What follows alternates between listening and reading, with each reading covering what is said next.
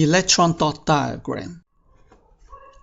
On each group, you can see they have similar chemical property, as in group 1 have 1 outside electron, group 2, 2 outside electron, and so on. We have learned that rule. Then you may ask, how about the inner shell as in different period? The inside shell does not take part in chemical reaction. So all you need to consider is the outer shell. On the outer shell, one electron, that's all you need to consider. Group 2, 2 outer shell, that's all you need to consider. So by electron dot diagram, we simplifying the rule. By group 1, just put 1 dot represent outside. Group 2, 2 dot represent outside by ignoring all the inner shell orbit. So this makes the rule a lot more simplified.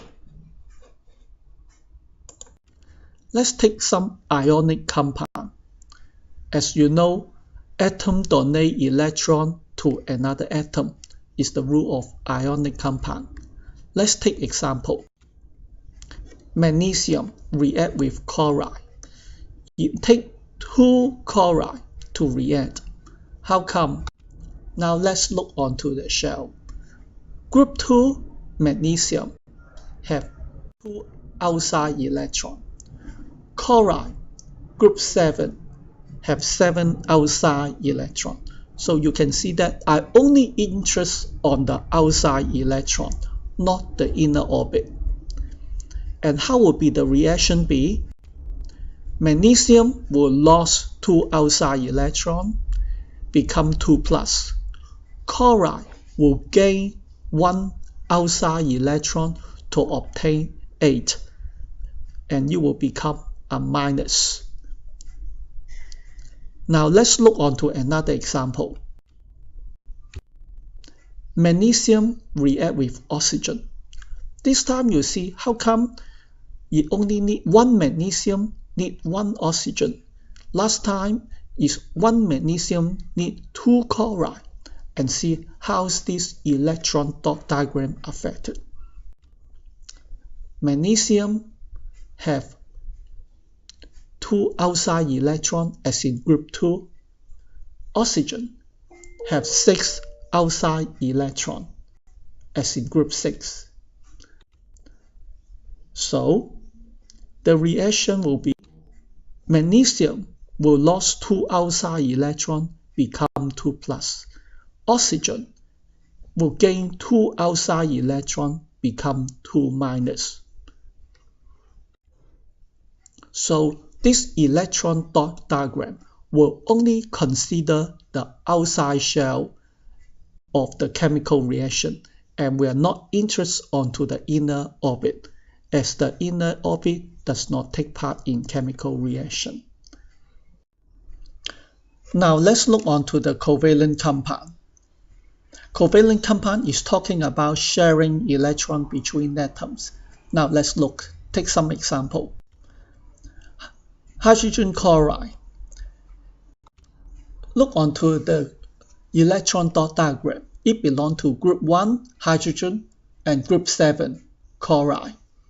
So hydrogen, you need 2 electrons. So now this sharing, the outside shell is filled. And now let's look onto chloride. The outside shell also filled by sharing with hydrogen. So you have obtained 8. Now let's look onto another example. Water, H2O. Group 1, H, and group 6, O. Group 1, 1 electron. Group 6, 6 electron. So now let's look.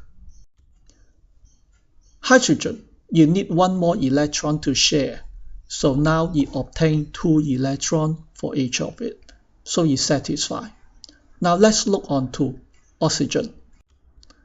Oxygen have 6 and is sharing with 2 hydrogen with electron. So now it also obtain the 8. Now let's look on to another example. Ammonia.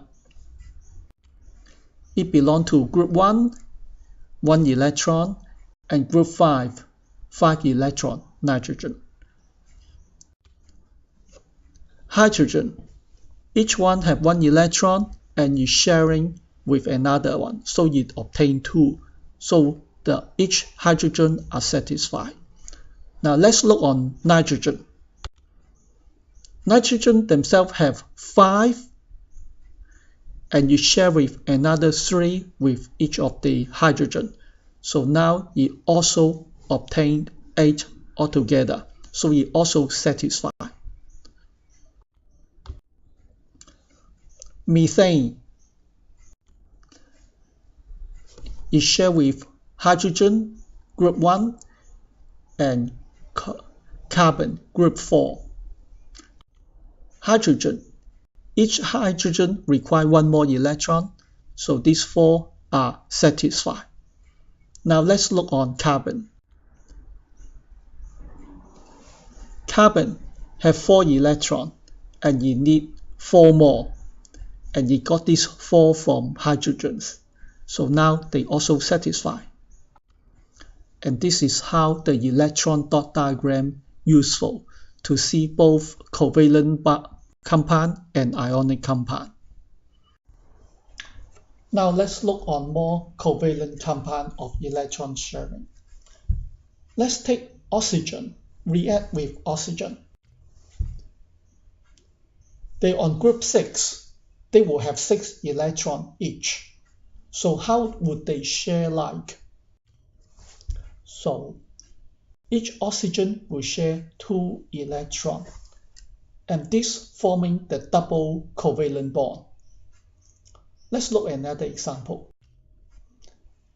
Nitrogen share with nitrogen. They both are group 5. And how would be the sharing be? So each one contributes 3 electrons to share. And now they both will satisfy 8. And this is the triple covalent bond.